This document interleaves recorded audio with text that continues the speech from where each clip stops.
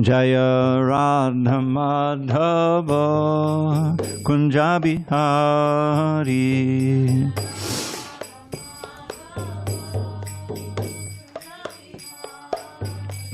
Jaya Radha Madhava Kunja Bihari.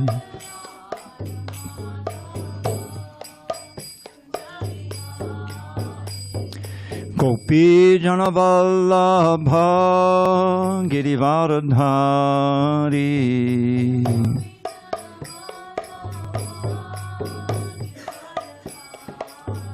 Jaya Gopi Jana Vallabha Girivardhari.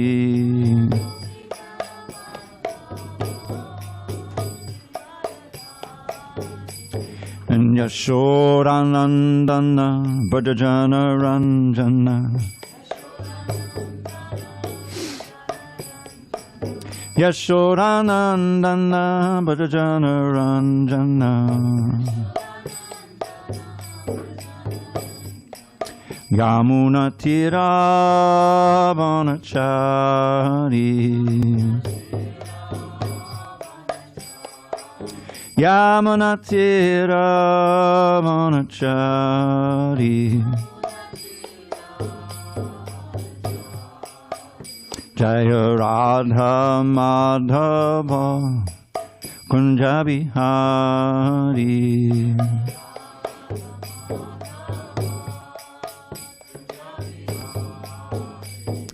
Hare Krishna, Hare Krishna, Krishna Krishna, Hare Hare, Hare Rama, Hare Rama, Rama Rama, Hare Hare.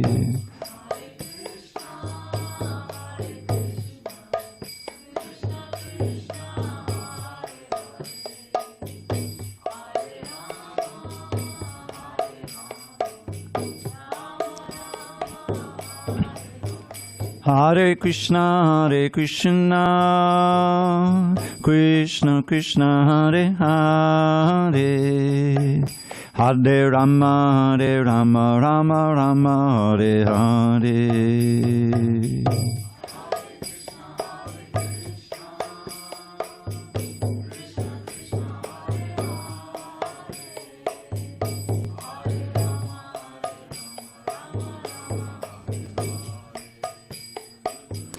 Jaya Radha Madhava Kunja Bihari.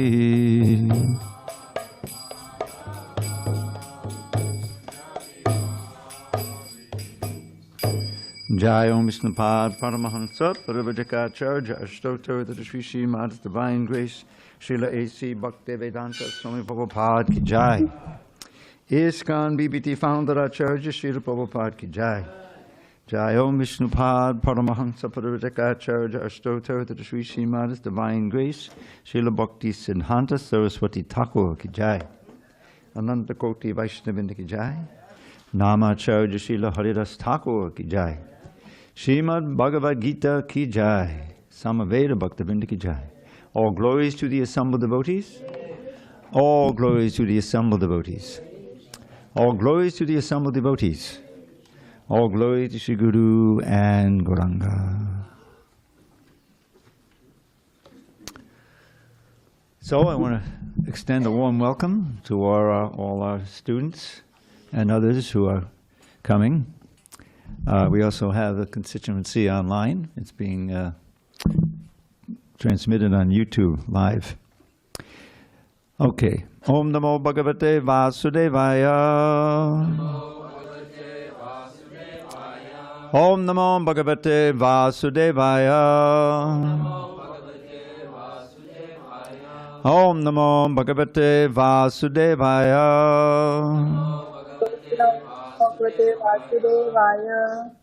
Uh-oh.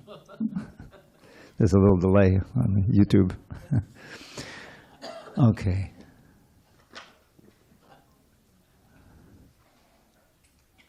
So before we begin, I'd just like to introduce myself. You might not, probably don't know who I am, most of you.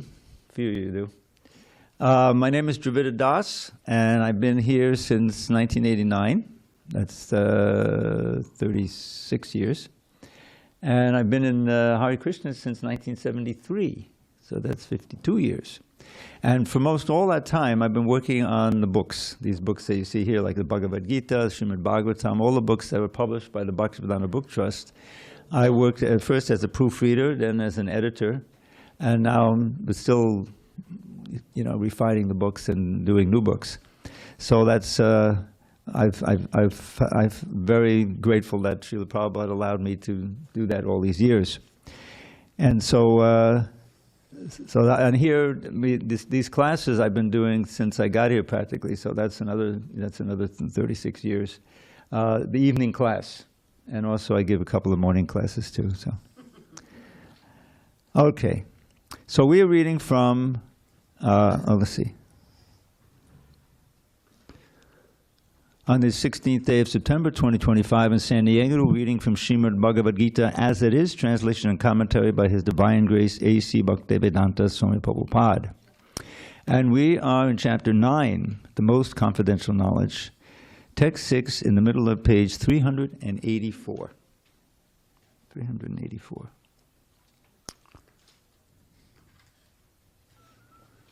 And we'll just, if you can't chant, don't worry. It's foreign language. But this is traditional. So we usually do word by word, and then we'll do the verse. And then we'll have a few those in the audience chanting, leading. Okay, text 6. Yatakasha stito nityam vayu sarvatra gomahan tata sarvani bhutani Mad staniti upadarya yatakasha stito nityam vayu sarvatra gomahan tata sarvani bhutani matstani upadarya yatakasha stito nityam Vayu sarvatra gomahan tata sarvani bhutani matstani chubadharya yatakasha stito nityam Vayu sarvatra gomahan tata sarvani bhutani Matstani Chubadharya. Dharmaraj. Yatakasha stito nityam Vayu sarvatra gomahan Tata sarvani bhutani Matstani Chubadharya. Chad.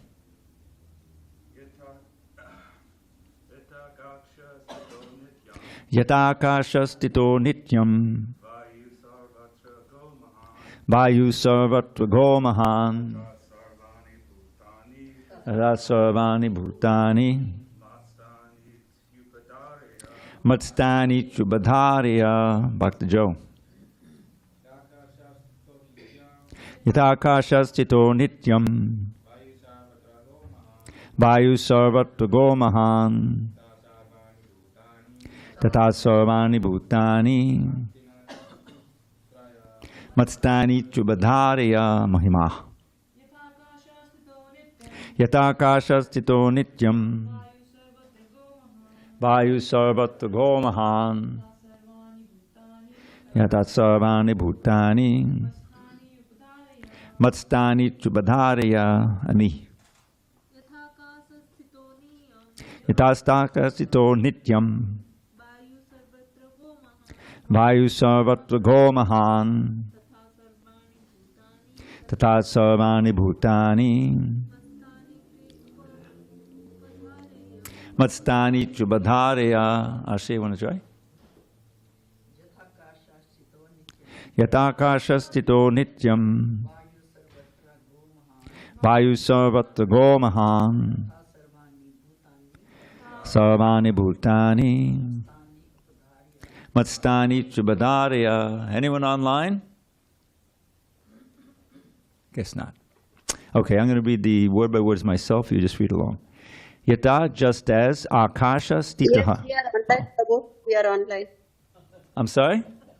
We are online. You asked who is online. We are here online. Do you want to chant the verse? It's okay, Prabhu. Okay. Next time. Okay, very good. Yata, just as Akasha Stita, situated in the sky, Nityam always, Vayuhu, the wind, Sarvatragaha, blowing everywhere, Mahan, great, Tata, similarly, Sarvani Bhutani, all created beings, Matstani, situated in me, Iti, thus, Upadharya, try to understand. Translation. Lord Krishna says to Arjuna, understand that as the mighty wind blowing everywhere rests always in the sky, all created beings rest in me. Purport.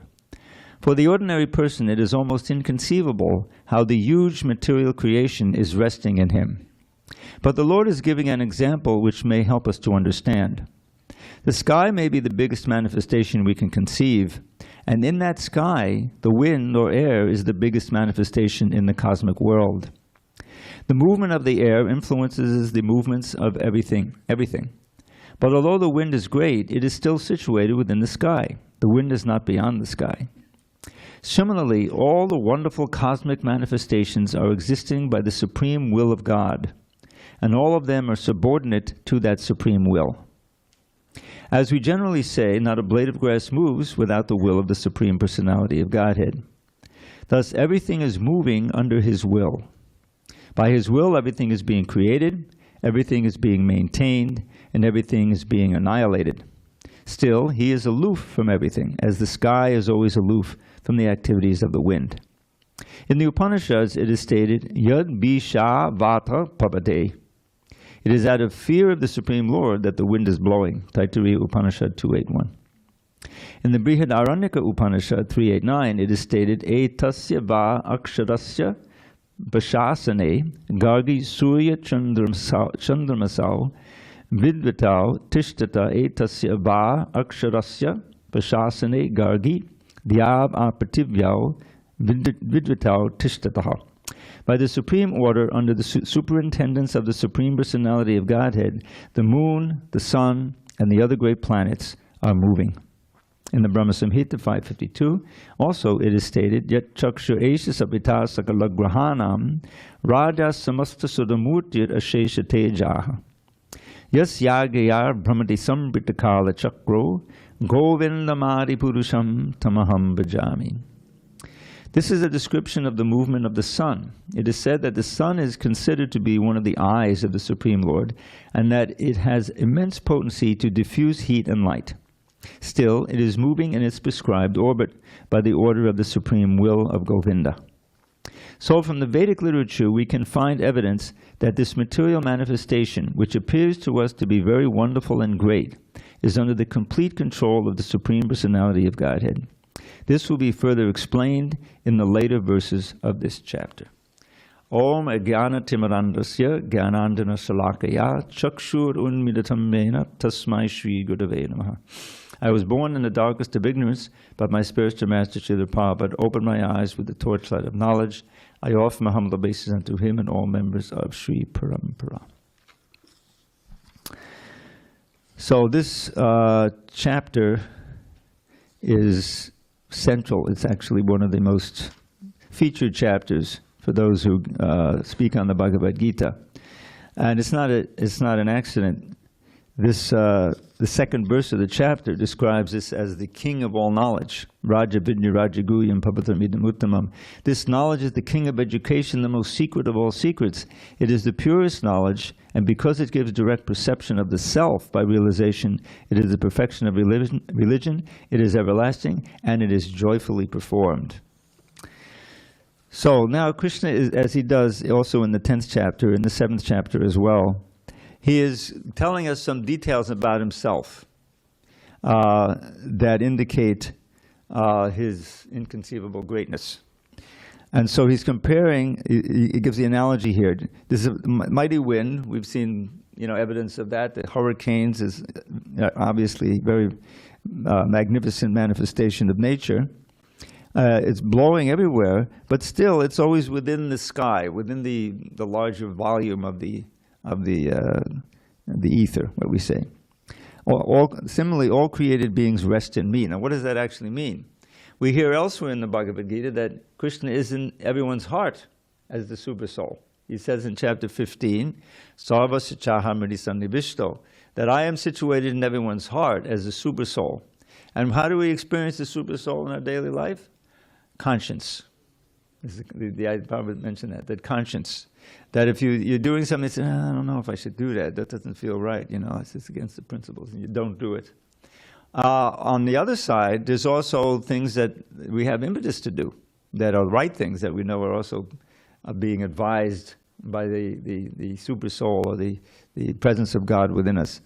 Now, in Krishna consciousness, we're getting, we're hearing the words of God directly here. This is the understanding that Krishna is enlightening his disciple Arjuna, because, as he explains earlier, that Arjuna is his friend, his devotee. He is not an outsider, so to speak.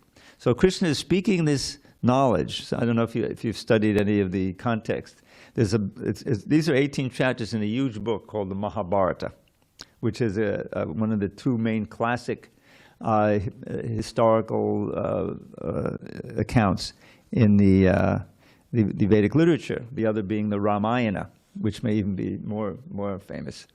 But the Mahabharata means the story of greater India, and there's many things that go on in the Mahabharata. And I remember working on, I worked with the Bhaktivedanta Book Trust, and at one point we were going to do a translation of this Mahabharata, which is there's 100,000 verses in this book.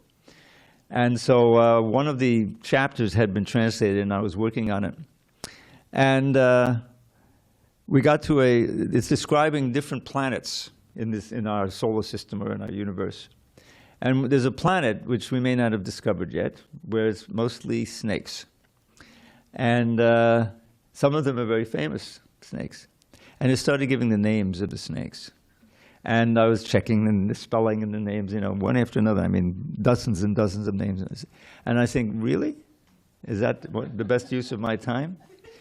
Because in the Srimad Bhagavatam, it is said that it's not necessary to read the whole Mahabharata.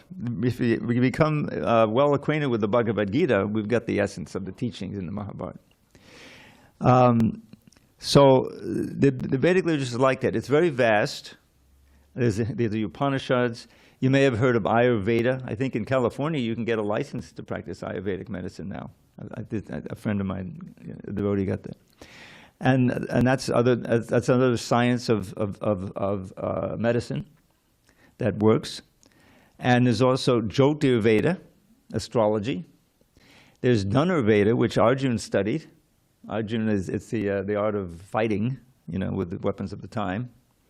So the Vedas are very vast. Not all of it deals with spiritual matters and these ultimate matters. But our spiritual master's name is Bhakti Vedanta. He was given that name, Bhakti Vedanta Swami. Now, what does it mean? Names have great meaning. So, Anta means end or ultimate, and Veda means knowledge. So Vedanta, there's actually a book called the Vedanta Sutra. Sutra means a little aphorism. These are verses, comparatively, these are quite long. I'll give you a sample. The first two of these sutras. Atato Brahma Jigyasa. Now what that means is now, therefore, having attained the human form of life, you should inquire into Brahman. Now Brahman is a word that's commonly encountered in the writings of the Vedic teachings. And Brahman has different meanings. Brahman, in its most basic meaning, means the great, what is most great. And in the context of this first aphorism, it means, where did everything come from? And this is a question you may encounter, metaphysics, even the scientists are trying to do the Big Bang, right? We want to know where things came. How did we get to be here? So that That's a proper means of inquiry. Where did I come from? What is my place in the universe? What is the meaning of this life? These are questions that, as human beings, we should try to answer. So that's the first sutra. Atato Brahma Jigyasa. Jigyasa means curious or inquisitive. You should be inquisitive into the source of everything and like that. So the next sutra, which is the first, I think, the second sutra, Janmad Yasya Yataha. That's the whole sutra.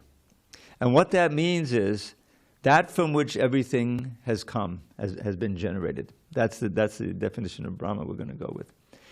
Now, it's interesting that our main book of knowledge, this Bhagavad Gita is an essential book of knowledge, foundational, but our main book of knowledge is a much vaster book called the Srimad Bhagavatam, or the Bhagavad Purana. You may have heard of that. And Srila Prabhupada, when he came to America, I was just reading a very interesting passage in the literature. You have so much literature that I'd never seen before. An interview with the captain of the ship that Prabhupada came over on.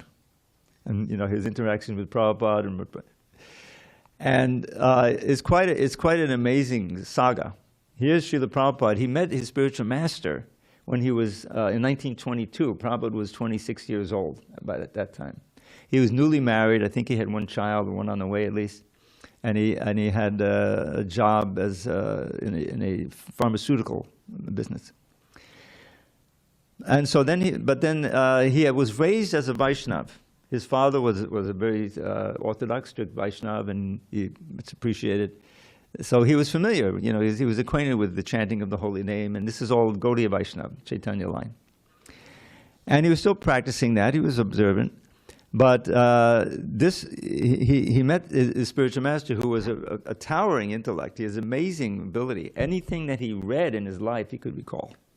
Have you ever met anyone like that? We can hardly recall why we have to study right before the test, write the books that we can't remember everything.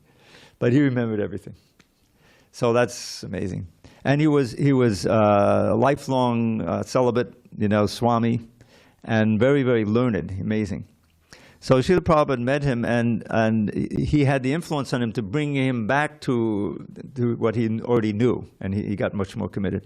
And eventually, some years later, he took initiation. And he was given this name, not Bhaktivedanta at that time, Abhay Charanadavinda. His name was Abhay Charan, which means fearless at the feet of Krishna. Charan Abhay means fearlessness, and Charan means lotus feet. So then his official name, that's what the AC is. If you see his Divine Grace AC, Bhaktivedanta, that's Abhay Charan from his original name. And then Bhaktivedanta. Now that's what I wanted to explain. Vedanta means the ultimate knowledge, and Bhakti means the process of reawakening our original love for God. That's Bhakti Yoga. That's what this is, centering on chanting of the holy name. So his name means that one who understands that the ultimate knowledge culminates in bhakti, love of God, reestablishing a relationship of love of God. So Srila Prabhupada, when he came to America, I mean, it's an amazing story. He had with him the first 3 volumes of what has now become the 18-volume Srimad Bhagavatam. I had the great good fortune of working to complete that Bhagavatam. Anyway, 100 chapters at the end. Working with, I was the English editor, and I was working with my good friend Gopi Puranadhana Prabhu, the Sanskrit editor. So it's quite a saga, and that's where we get all these stories, these accounts of Krishna's Leela, which Srila Prabhupada gave us a Krishna book. The 10th canto of the Srimad Bhagavatam, that's the description of the rasa dance. You may have heard that, Krishna dancing with the gopis. And we're coming up on the month when we celebrate his mother, tying him up because he's naughty, and he broke, Now this is, just imagine, here we're reading this verse. As the mighty wind blows everywhere, everything rests, all created beings rest in me, in Krishna's energy that he created.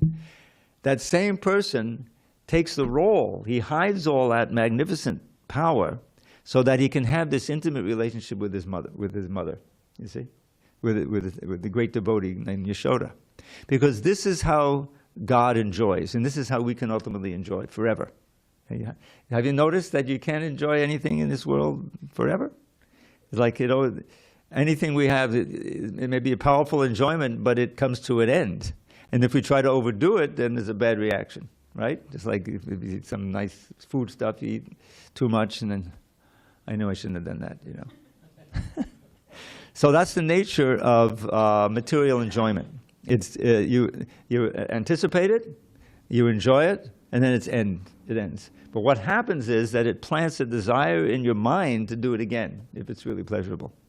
And ultimately, this is a very important lesson we learned in the last chapter here, that the most prominent thought that you have in your mind when you leave your body, because all of us are going to leave our body, it's called death. But it's first very encouraging in the Bhagavad Gita. Nobody dies.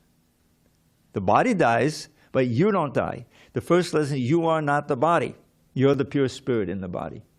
And there's a wonderful little example that Krishna gives that anyone can relate to. Let's think back. Can everyone remember at least something about when they were 8 years old? I know I can. Nothing at all, huh? Well, okay. But you know that you were 8, right? So assuming that you can remember a few things, the point is that we were all children at one point. So we had different bodies, right? We had smaller bodies, and our minds weren't as developed. We can all recognize that.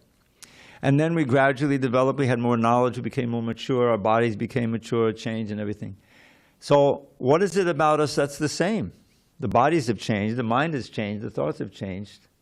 The soul hasn't changed. That soul. And that soul is who we really are. And Krishna says, 13th verse, 2nd chapter, Dehi nosmin yatan dehe kaumaram yovarang jara tata dehantara praptir dhiras tatra namuyati. So dehina means the dweller within the body. Deha means body, and then dehina means in the body. What's in the body? That's the soul. So as the soul is transmigrating in this body, from childhood to adolescence to youthful age, middle age, old age, like that. We all know that's constantly that the body is constantly changing, even from yesterday, although it's not so obvious, but it's obviously. And what is this body? Let's just contemplate a minute. It's an incredible machine. It's an incredible construction. And I say that if someone wants a proof of the existence of God, just think about your own body. I mean, it's absolutely absurd, and even many scientists are understanding it's impossible, that all the intricacies that go into making the body function could have arisen by chance without an intelligence behind it. I was just reading, there was a devotee who wanted to publish a book. I don't know if we're going to publish it. But even the scientists in the cell, the ones, you remember, I mean, when I grew up, you know, I was in, you know, 6th grade, and let's see, that would be about 1955, something like that. So we used to hear about these very simple one-celled organisms, the paramecia, the amoeba, right, all that.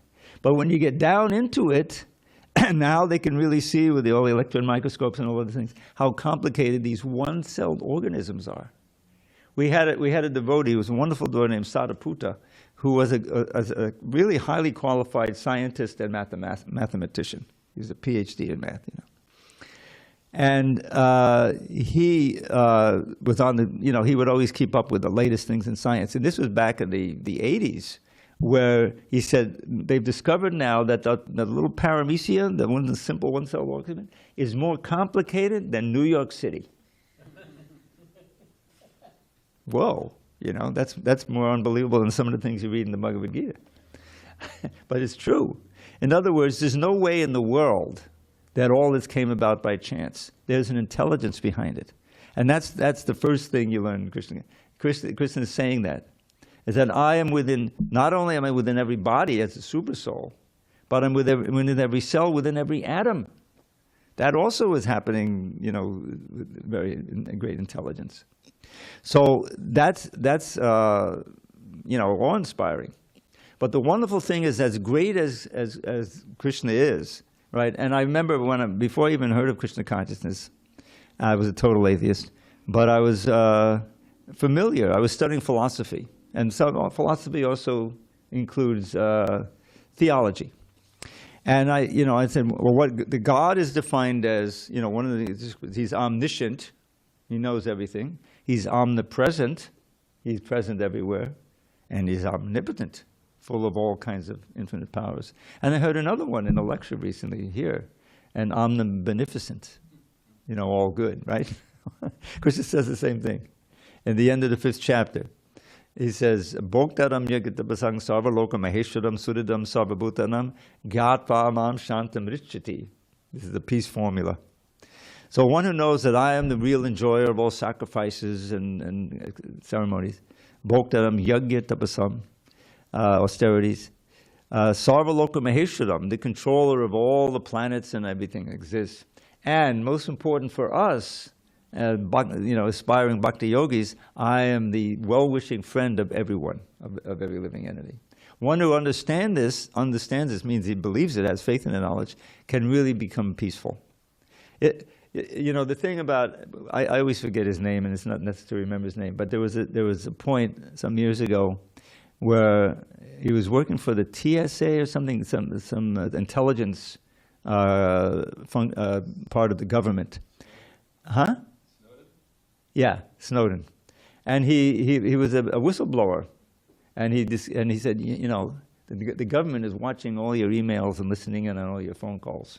By that time, he was already on his way to Russia. He lives there now, but that's kind of a scary thing. The CIA is listening to everything and all these things, but Krishna's listening. He knows all your emails too, but he's your best friend.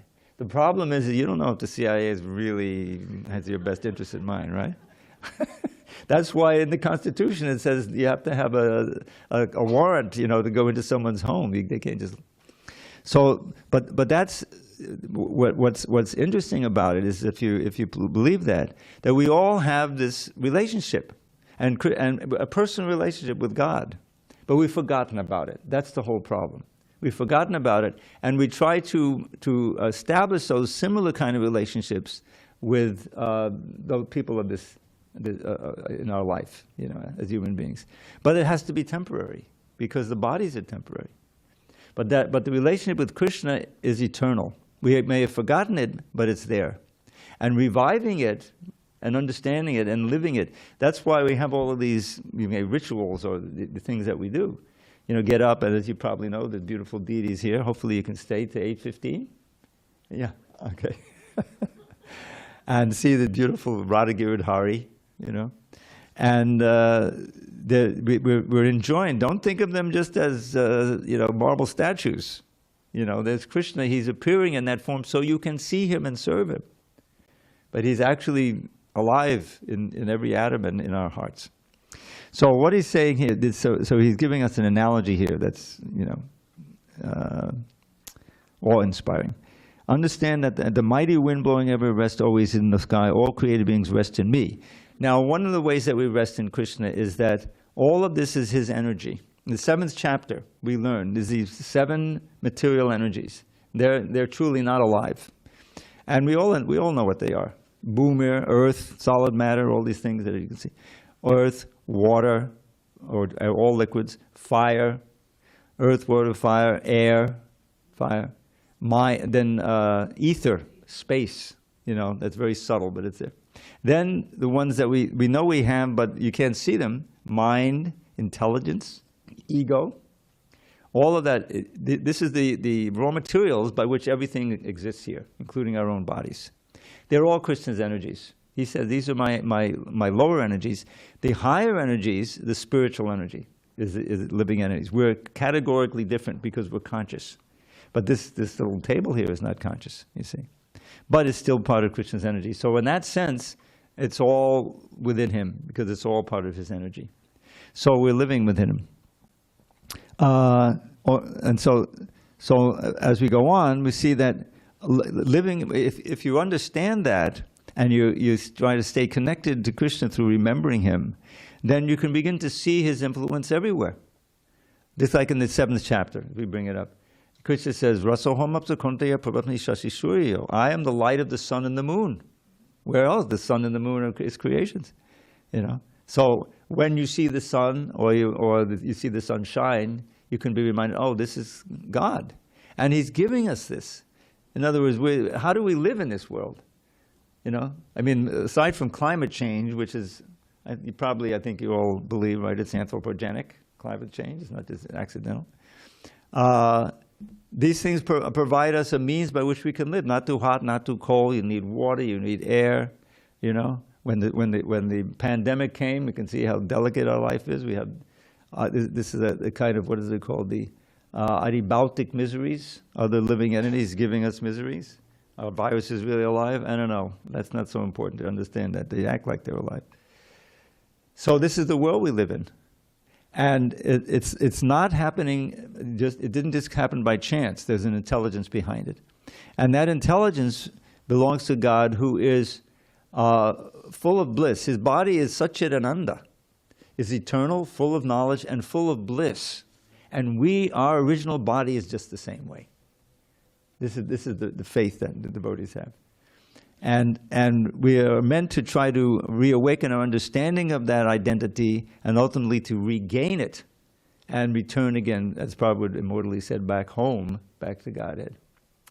And what is Satchidananda? Eternal, full of knowledge, full of bliss. Well, what are our bodies now? Are they eternal? Nope. Always full of knowledge? Oh, we don't know. There's so many things we don't know, right? And how about full of bliss? Probably not, right? We try to enjoy and get a little, but it's a pale reflection of the bliss that can be enjoyed in relation to Krishna. So he's giving us this knowledge by which we can understand our position in relation to Him.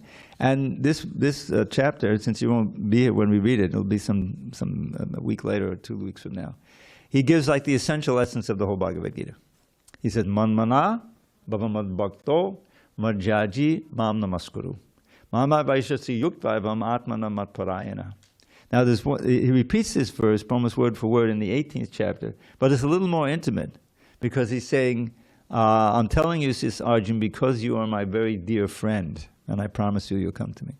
So I put that, and the next verse, which is one of the most famous, Sarva dharma parijajya mame kam sharanam braja aham tvam sarva papabhyo mokshayasami ma shuchaha. He says, so in those two verses, it says, just think of me. This is the essence of the whole Hare Krishna, if you want to, with what we're doing. Just think of me, become devoted, worship me, and bow down low. You'll come to me, O friend. I promise you this boon I shall bestow. Just give up all other dharmas and surrender only unto me. Your sins I'll nullify, O Arjun. From anxiety be free. So this introduces a little concept that's central to the Vedic understanding. And that is that the activities that we perform have a good or bad reaction. In fact, karma in English means mostly that. Means right, good karma or bad karma. Means reactions to what you've done. You know, and the whole phrase, what goes around comes around. Right? That's usually describing bad karma. Right? But karma literally means activity, but it also means the result of that activity. So here Krishna is saying, don't worry, Arjun. Whatever you've done that you were supposed to suffer some bad reaction, I will nullify that. You just surrender unto me, accept me. You know, Sarvadharma, give up all the other dharmas that he described in here, because he describes Ashtanga yoga. That means meditative yoga. You know, if you go to a Hatha yoga studio, there's usually an element of that. I remember when I did that, 15 minutes, right, of trying to meditate on Om. Pretty hard. And so he describes to Arjun, this is a bona fide means, eightfold path. And Arjun says, I can't do it. I'm not suited for it. He's a warrior, after all. He says, well, you go to a secluded place alone, and you sit there, and you just back straight, practice a little pranayama, calm the mind. And then this is the hardest part for me. I never got the best, is to look at the place between the eyebrows. I don't know how long you can do that, really. So I don't feel bad, because Arjun also rejected it. He said, I can't do it. The mind is like a wind. It's like trying to stop a hurricane. I'm supposed to sit there and try to control the mind. And, it's not possible. So Krishna said, well, you take some practice, and so Arjun said, what if I fail? I said, don't worry, you'll come back in another yogi family or something, like that. But Arjuna is not very enlivened by it. So the last verse encourages Arjuna, because he says, don't worry, yoginam api sarvesham margatenan tadatmana shraddhavam bhajateyo mamsama yuktata mamata. The best yogi of all, the one who always abides by my instruction, who is always thinking of me within his heart, always worships me with great faith and love, that's the best yogi of all. So that's Arjuna. He's a dear friend of Krishna's for time, anything. So he's relieved by that. And then the next chapter, Krishna starts describing how one can actually easily attain a state where the mind is more and more attracted to Krishna, is what we're trying to do. So there in the 18th chapter, so the final verse of his instructions, this is 1865, which I put in a poem too. Just give up all other dharmas and surrender only unto me. Your sins I'll nullify, O Arjuna, from anxiety be free. So that's what we're working toward in the Bhagavad Gita and in our own lives. And it's all centered on this chanting of the Hare Krishna mantra, which is very practical in this age. As Arjuna pointed out, and he wasn't even living in this age. He was living in a previous age where people lived much longer and they could practice. But Krishna came again. Now I'd like to point this out, that how rare it is that Krishna personally comes to this world.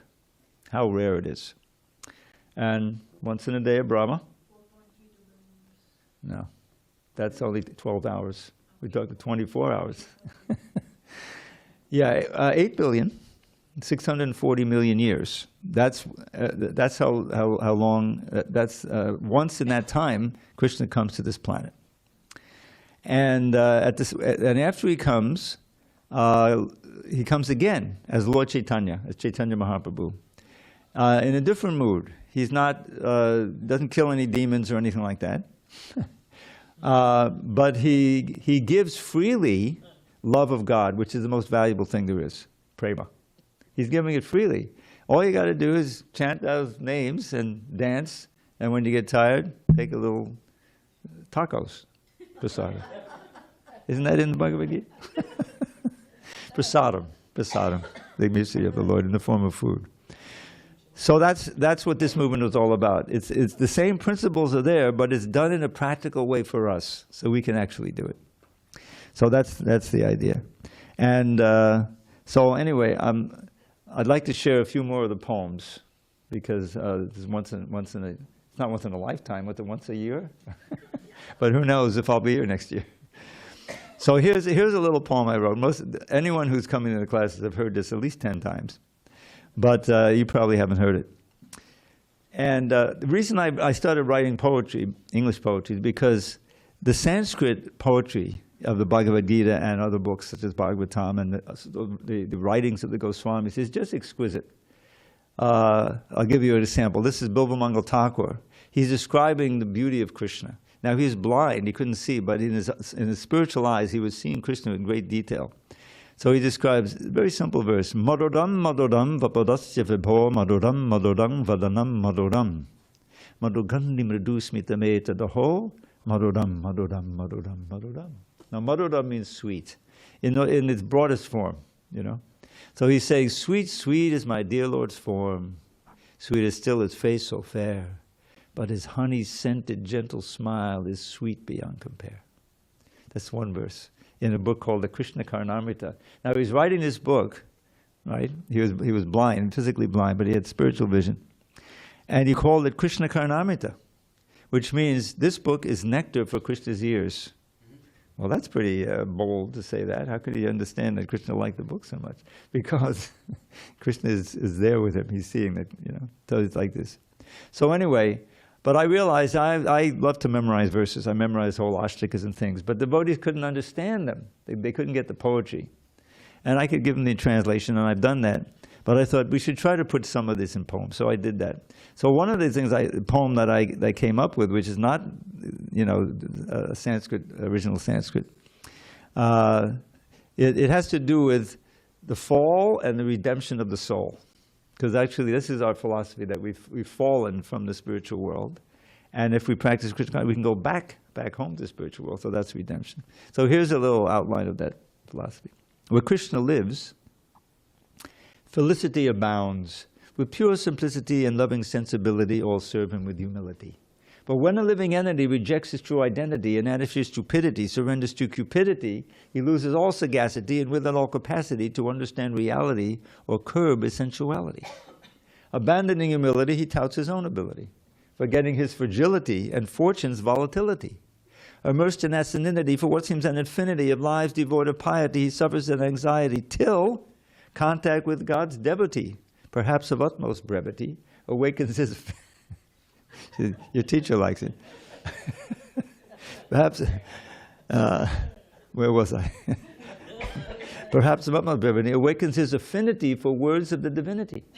Perceiving the futility of all his imbecility, the soul regains his sanity and casts away his vanity. Endowed with new humility, he serves with all ability and growing spontaneity his guru and the deity. Regaining his identity, the wayward living entity returns to the fraternity of Krishna for eternity. That's Hare Krishna movement in a nutshell.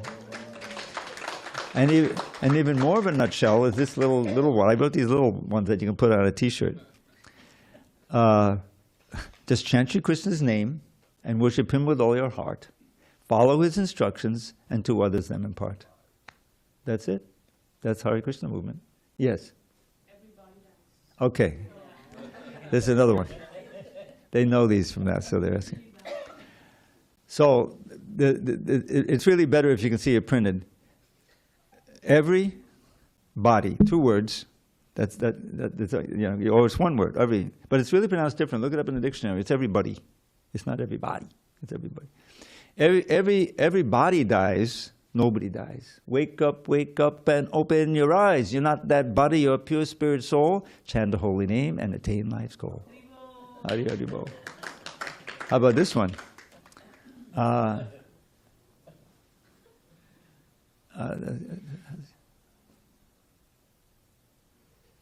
this is one. Since pleasure is a dream, Krishna is supreme, the aim is prem and the way is the name.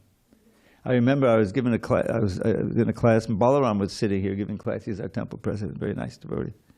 And he had a t-shirt on, which is odd for giving class. And I looked at the t-shirt, and there was that poem I just chanted. Yeah. Anyway, okay, so here's a nice meditation on Krishna entering the forest of Vrindavan with his friends. Okay, this is from a verse. I'll give you the Sanskrit. Here you get a little light taste of the Sanskrit poetry in the Srimad Bhagavatam. The gopis are singing this verse. They're always thinking of Krishna when he's in the forest so they can remember him. Barha pidam natabadabapu karnayo karnikaram bibradvasak karnaka kapisham vaijayanting chamalam Randran venor hadadasuriya puriyan gopa vrinda vrindaranyam swapadanamanam pravishad gita kirti. With lovely peacock plume upon his head and fragrant flower placed upon each ear, he enters Braja's wood with graceful tread, a handsome dancing actor without peer. His golden yellow raiment brightly glows, his splendid garland reaches to his knees, and from his luscious lips the nectar flows and fills his flute with charming melodies. As Krishna thus begins his blissful day, with cowherd friends who sing his glory sweet, he beautifies Vrindavan's forest way with fine impressions of his lotus feet. Gaura Premanandi, Hari Hari Bol. And one little, I don't know, because you're all new to this mostly, and they all know this about me, that I was raised as an Orthodox communist. Yes. My father would pull down the Das Kapital translation from the closet because he was afraid the FBI was going to come after him. And he would read to me this Das Kapital on the kitchen table every night, for a while. And this was the year of the Vietnam War, which you probably heard about, and I was an ardent anti-war, Vietnam demonstrations. But my father, bless his heart, he was a musician also. He was a drummer. He played the guitar. And when I was just 5 or 6, he introduced me to the little recorder. Have you ever seen that? Actually, it was some nice music written by Mozart and others for that. So I played that from childhood. Then I eventually played the clarinet in the orchestra, danced in band in the orchestra. And then when I got older, I took up the flute. believe it or not. And even the bamboo flute, because I lived in the Lower East Side. Did any of you ever hear of Tompkins Square Park? Okay. Tompkins Square Park is where Prabhupada first started chanting Hare Krishna, in the Lower East Side of New York. I lived 2 blocks from Tompkins Square Park, but unfortunately it was 2 years after Prabhupada came. I didn't see him there. But I wasn't into religion at all. I was atheistic, totally, communist. But then I got seriously ill, and I got hepatitis. I was laid up, and when I came out, I said, I need some method of getting my health back, And by that time, Eastern music and everything had gotten famous, and I was saying, what about this yoga stuff, this hatha yoga? And so I found a yoga studio. Remember, I don't know, the young people, do they know what Yellow Pages is? You remember, you know what Yellow Pages is. This is, instead of your phone, Yellow Pages is all the names of people and businesses and everything. So I looked it up, and I found in New York, I was living on Long Island, I had to drive in, and I started taking hatha yoga lessons and this and that. So eventually I started, meditating, and a friend of mine, he came, he was an Indian fellow. He said, why don't we go, after this hatha yoga session, why don't we go down to the temple in Brooklyn, the Hare Krishnas? I'd never heard of that before. I said, okay. I had a with we drove there. That was my first introduction. And I was interested in philosophy, and I was reading it. And the first time I saw a picture of Krishna, with that flute, I said, whoa, God plays the flute? Now that's interesting, So I became fascinated. And eventually, I started chanting the mantra, and never looked back. All right, I think we have to adjourn, otherwise we're going to be a little late for the blowing of the conch shell. Thank you for your attention, and maybe we'll see you next year. All glories to Srila Prabhupada. Hare Hare.